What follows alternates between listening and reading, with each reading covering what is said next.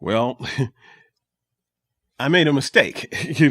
I said that as we entered into episode 58, that we left off in chapter 6 of 2 Samuel, and therefore we started at chapter 7, but we actually left off at chapter 5. And so we have not covered chapter 6, and chapter 6 is pretty important. So we're going to do that right now.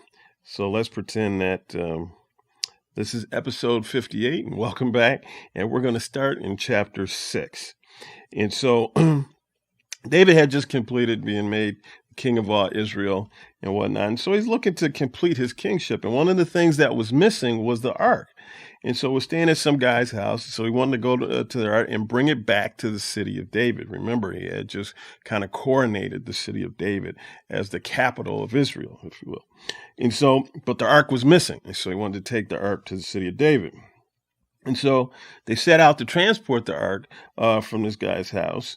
And Uzzah was one of the priests, one of the Levites that was in charge of actually carrying the ark, back from the house to the city of David.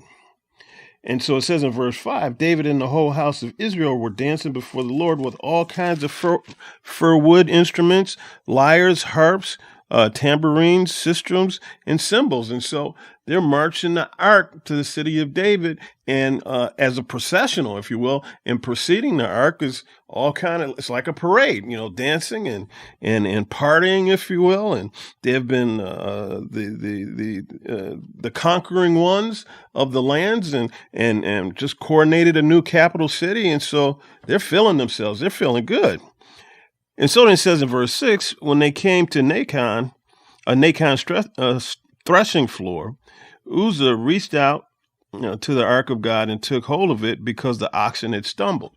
And so you have the Ark of the Covenant, and it was carried on two poles. Okay.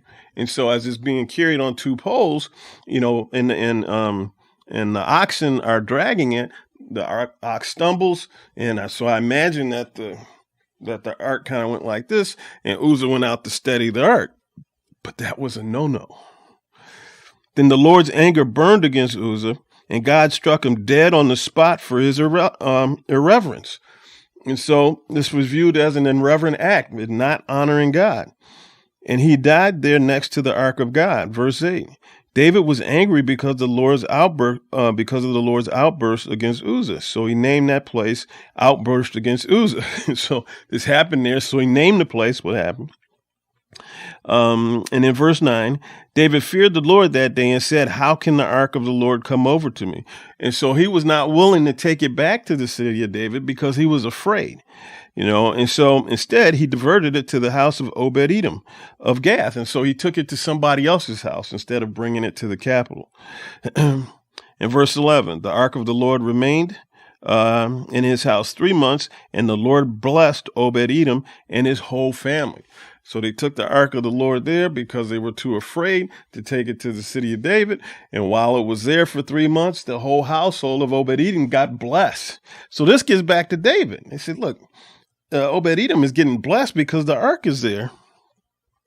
And so it says, so David, this is verse 12. So David went and had the ark of God brought up from Obed-Edom's house to the city of David with rejoicing. And so the 3 months must have given him time to reconsider and make sure that he handled things properly and whatnot. So he went back, retrieved the ark, and brought it to the city of David. It says in verse 14, David was dancing with all his might before the Lord, wearing a linen ephod. And so David was wearing a garment of the priest, and only the Levites were to do this, and David was not a Levite. And so he was allowed to do this. And I don't know why, but he was. It says in verse 15, he and his whole house of Israel were bringing up the ark of the Lord with shouts and the sound of a ram's horn. So again, it's like a parade. It's a processional. They're partying, they're hooping and hollering and whatnot as the ark is coming in, and David has his ephod on, just dancing with all his might before it.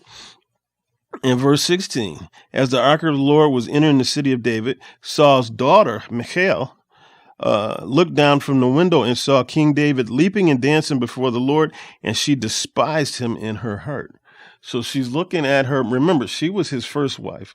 And so she's looking at him as he's dancing before the ark, and she despises him in her heart. Now, why does she despise him? There could be several reasons, and maybe all of them. You know, he was her father's successor. Maybe she wasn't down with that. You know, and he's her father's dead, and here he is partying, hooping, and hollering. She was taken from the one that she was given to. Even though she was initially David's wife, she was given to another man, and then they went and took her. And she didn't have anything. She didn't have any say in it. She had to do it, you know. And so that's what she did. So maybe she despised him because of that, you know. Who knows? Like I said, there could be several reasons that she despised him, but for certain, you know, his behavior with regard to dancing as he was coming in, that pricked something in her and that made her despise him even more. And so then we move on.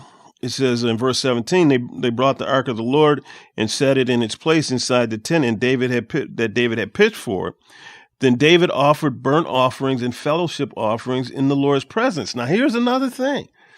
Again, when you're offering these sacrifices, this is the job of the Levite. And so if we recall, Saul got in trouble for doing exactly this. But David doesn't. Now, it could be another thing. Non-Levites could assist Levites or priests in giving the offerings and sacrifices. And so maybe David was assisting, you know, Abiathar, or I don't know. It doesn't say. But we do know that Saul got in trouble for making offerings, unsanctioned offerings, because Samuel came and said, "What are you doing? You know, what have you done?" And when Samuel was late. And so it is what it is. And so then in verse 20, it says, when David returned home to bless his household, Saul's daughter, see, the word calls her Saul's daughter, doesn't call her David's wife. Saul's daughter, Michal, came out to meet him. How the king of Israel honored himself today, you know. So we see that, again, she despised him, so this is coming out of her heart. How the king of Israel honored himself today, she said. He exposed himself today in the sight of the slave girls of his subjects, like a vulgar person would expose himself. So she was accusing him of not being dignified. She was accusing him of not being stately. She was accusing him that you were acting like, you know, just like a vulgar common person. And in verse 21, David replied to Michal, "It was before the Lord who chose me over your father and his whole family to appoint me ruler over the Lord's people." So he's telling, look, I'm doing all this before the Lord, who, by the way, chose me over your dad and all in your family. I will dance before the Lord, and I will dishonor myself and humble myself even more. And so David said, not only are you wrong about this, but I'll do it again, and I'll do it even more fervently. I'll be even more dishonorable. You know, so he's doubling down. He's tripling down. And then it says, however, by the slave girls you spoke about, I will be honored. And so he says, you know, you were denigrating these other women, but I'm going to be honored by them. And in verse 23, and Saul's daughter Michal had no children to the day of her death. And so she spoke out against David. I guess the Lord heard it. He was not pleased. He made her barren. And so that was chapter 6. And then we went into chapter 7. So I